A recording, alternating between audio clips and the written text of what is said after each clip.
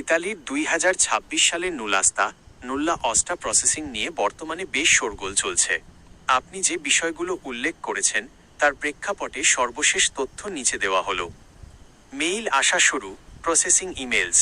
হ্যাঁ, 2026 সালের ডিক্রেটো ফ্লাসি এর জন্য যারা আবেদন করেছিলেন তাদের অনেকের ইমেইলে কনফার্মেশন বা পরবর্তী ধাপের নির্দেশনা আসা শুরু হয়েছে।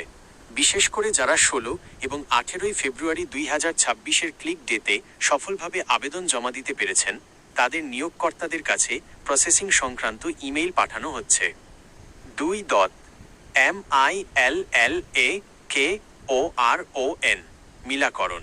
ইতালি সরকার এখন নিয়োগকর্তা এবং শ্রমিকের তথ্যের মিলাকরণ বা ভেরিফিকেশন প্রক্রিয়া অত্যন্ত কড়াকড়ি করেছে।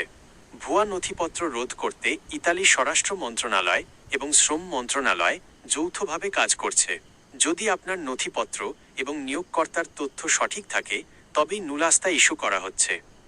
3.2026 সালের বিশেষত্ব। 2026 সালটি গুরুত্বপূর্ণ কারণ ইতালি সরকার আগামী 3 বছরের 2026-2028 জন্য প্রায় 5,497,550 কর্মী নেওয়ার লক্ষ্যমাত্রা নির্ধারণ করেছে। নতুন ওয়েব পোর্টাল এবার VFS গ্লোবাল এবং ইতালি দূতাবাস নতুন পোর্টাল চালু করেছে, যেখানে নির্দিষ্ট তারিখের পর ইস্যু হওয়া নুলাস্তাগুলো সরাসরি অনলাইনে যাচাই করা যাচ্ছে। কঠোর যাচাই বাছাই। আগে যেমন সহজে নুলাস্তা পাওয়া যেত, এখন আর তেমন নেই।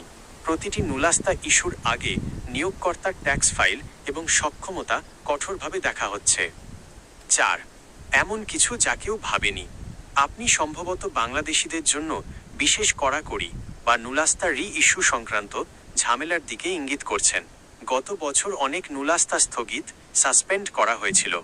2026 সালে সুখবর হলো, যাদের নুলাস্তা জেনুইন ছিল কিন্তু ঝুলে ছিল, তাদের অনেককেই নতুন করে মেইল দিয়ে দূতাবাসে পাসপোর্ট জমা দিতে বলা হচ্ছে। আপনার করণীয় কি? নিয়োগকর্তার সাথে যোগাযোগ। আপনার ইমেইল চেক করার পাশাপাশি ইতালিতে আপনার স্পন্সর বা মালিকের সাথে কথা বলুন, কারণ প্রধান মেইলটি তার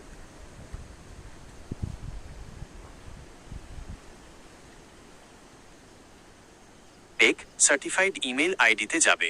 VFS আপডেট। VFS গ্লোবালের ওয়েবসাইটে আপনার অ্যাপ্লিকেশনের স্ট্যাটাস নিয়মিত চেক করুন। সতর্কতা: কোনো দালালের কথায় প্রলুব্ধ না হয়ে অফিসিয়াল ইমেল বা মেসেজের জন্য অপেক্ষা করুন।